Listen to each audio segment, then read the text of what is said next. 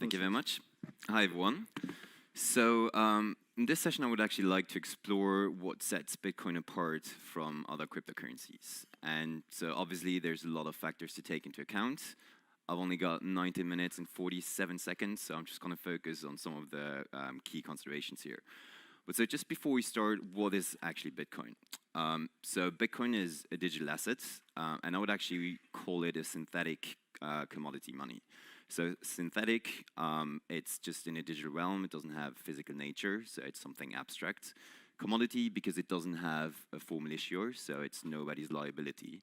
And it also got a predictable supply, which is also capped, which makes it artificially scarce. Now, a very important characteristic of the asset itself is that if you properly store it, it becomes very difficult to seize. So it has characteristics that are very similar to bearer assets. Now, on the other hand, Bitcoin is also a payment system or payment network, and so actually a censorship-resistant system to transfer value around. So it's open, you don't have to ask anyone for permission, anyone can participate, and there should be no third-party interference, which means that nobody should be able to block or censor a payment or transaction. What's very important here to understand is that those two things are inextricably linked. So Bitcoin, the asset, plays an essential coordination mechanism in the underlying economic incentive design, which itself is really the foundation of Bitcoin's security model. So now if you go and strip the asset away, then the system stops functioning. So you can't really separate those two. Now, how does Bitcoin actually achieve censorship resistance? I would say two things. So first, through massive duplication and redundancy. So data is shared and broadcast to everyone in the network. Every single node needs to first verify every single transaction and then store it forever. Second, we've got proof of work or mining. So there's going to be a few sessions after that, so I won't go into detail. But proof of work is essentially really a conflict resolution mechanism to decide if you have two valid but conflicting blocks, which ones actually gets processed in the absence of essential authority. Now, that is a very resource-intensive process. And so it costs quite a lot of energy, and I think we're going to talk about this in future sessions. But so lots of people actually say, oh, Bitcoin needs to become more efficient. And I actually think that's an oxymoron, because I believe Bitcoin is inefficient by design. So it's precisely because it is so inefficient that it prevents any single entity or group of entities to dominate the network. And so this is very important to keep in mind. Now, how is Bitcoin different from other crypto assets or cryptocurrencies, whatever you want to call them? A few things. So first, I actually think it's a use case that does require censorship resistance. So if you take a step back, and actually for any given blockchain application, whether it's storage, computations, whatever, if you actually ask, do the benefits that we get from that censorship resistance, do they actually outweigh the costs that are associated with it? And it turns out for most applications, that's definitely not the case. So censorship resistance is always a nice-to-have feature, but often really the high costs associated with that just don't make for a viable use case. Now, if you want to build an alternative full-stack financial system, which is what Bitcoin's trying to do, then you need to have a censorship-resistant base layer. Now, whether the costs associated with that are actually worth the benefits, I think it's a discussion for another topic, another time. But as a result of all of this, Bitcoin has got the highest network value of all cryptocurrencies, and by far. So right now, there's over $150 billion that are stored in Bitcoin. Now, second, Bitcoin also got the highest level of security. So it means it's by far the most expensive system to attack. Now, Bitcoin is backed by an enormous amount of hash rate. So yesterday it was 43 exahashes. I think today we're at 48. All-time high was around 58, I think. And so we're really not talking anymore about small enthusiasts that run a few machines in a garage, but this is really a multi-billion-dollar industry that has emerged. So we have huge data centers, and as you can see here in that map, that are geographically distributed pretty much all across the world. So this map is based on a list of hashing facilities that we identified, so it's around 120. And so as you can see, really, it has essentially moved out from China to other regions as well, which means that at least from a geographical point of view, it is definitely more distributed, which makes it also less susceptible to changing political conditions in given countries.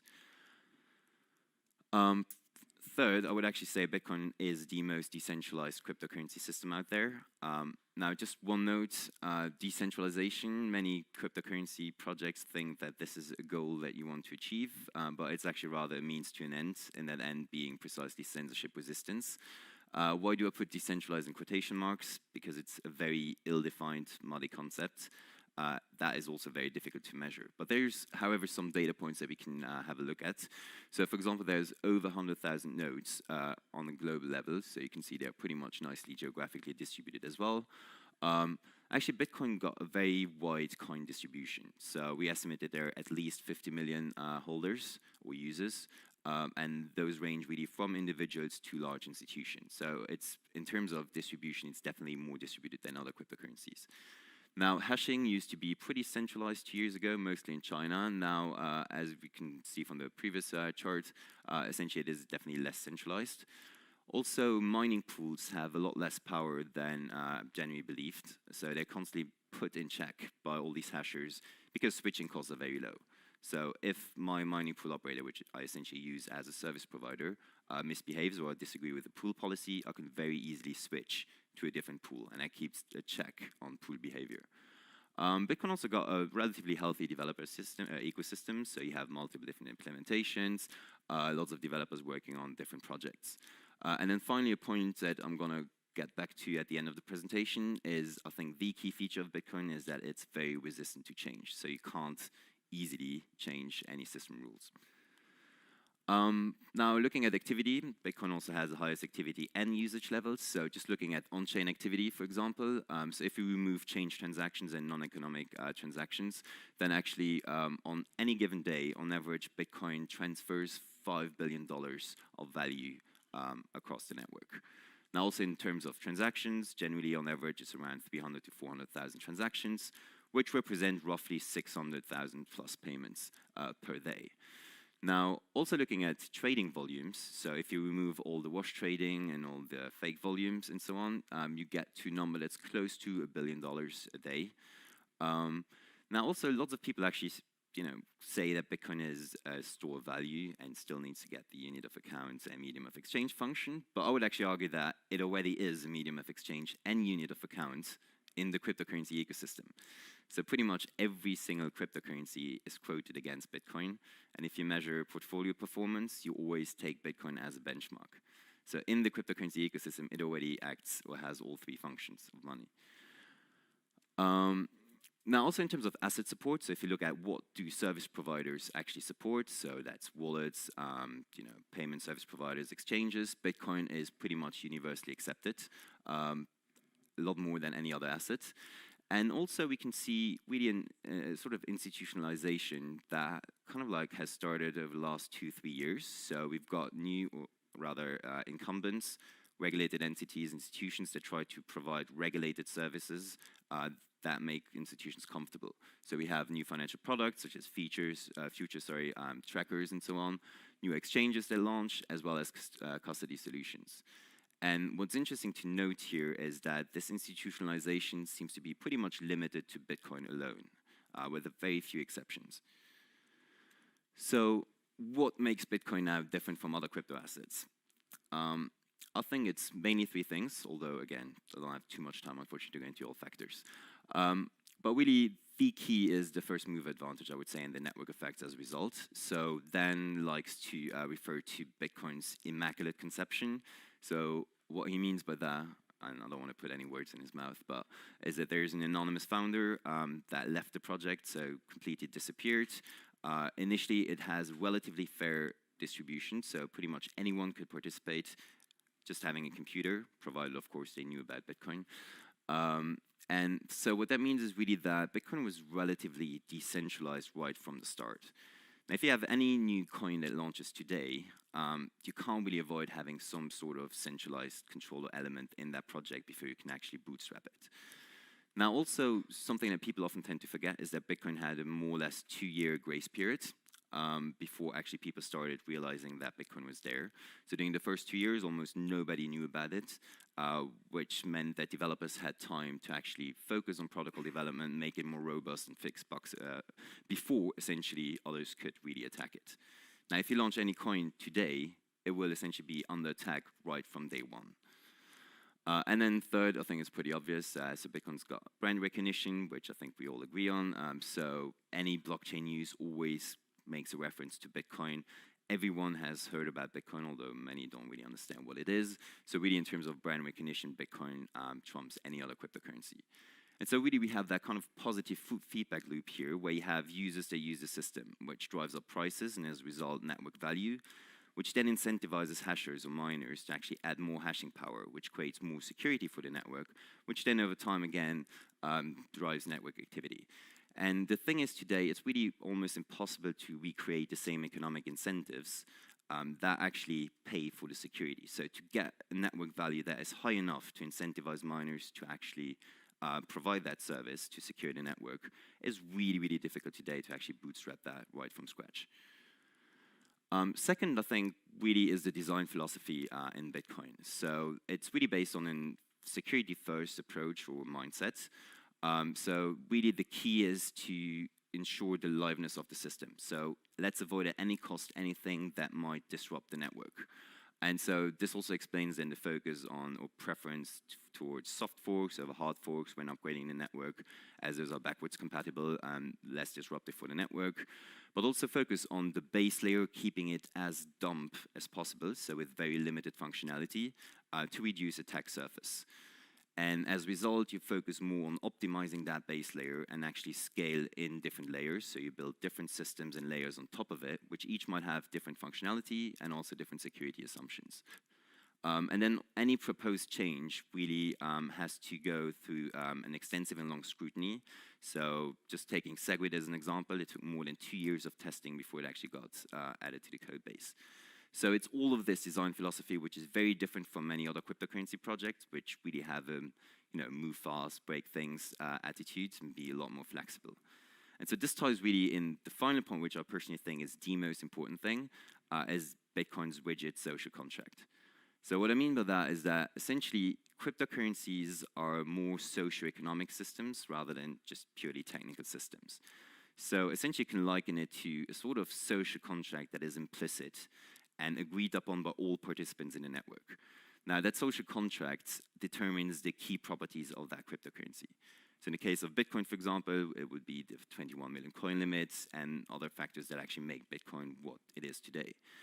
Now, that social contract is not written out somewhere. It's kind of like implicit. So everyone that downloads a given software implementation, runs it, connects to the network, implicitly agrees with the rules. And that social contract is expressed essentially via the protocol rules, which you can kind of liken to a constitution. Now, the thing is that constitutions, in the end, it's all about code, right? So code can be copy-pasted. Anyone can just change parameters. So what is the most important thing here, as Eric Wall rightfully points out in his tweet, is that no properties of any given cryptocurrency are essentially real unless it is extremely difficult to change them. And so if you have lots of, that happens in lots of cryptocurrency where you have scheduled hard forks to change the rules every other day or every other week, well then none of these properties are actually real because it can't be guaranteed that they will still exist in a few months' time. And so this is really, in my opinion, the key feature of Bitcoin is that it's extremely resistant to change. So we have that very diverse set of constituencies, could be miners, developers, hodlers, and even different factions and tribes within those constituencies that all have different goals, different essentially visions for what Bitcoin is. And as a result, there's constant infighting, and no single party or group of people essentially can dominate the system and then the narrative over what Bitcoin is, so that social contract. And so this really creates a very healthy system of checks and balances between all these different constituencies.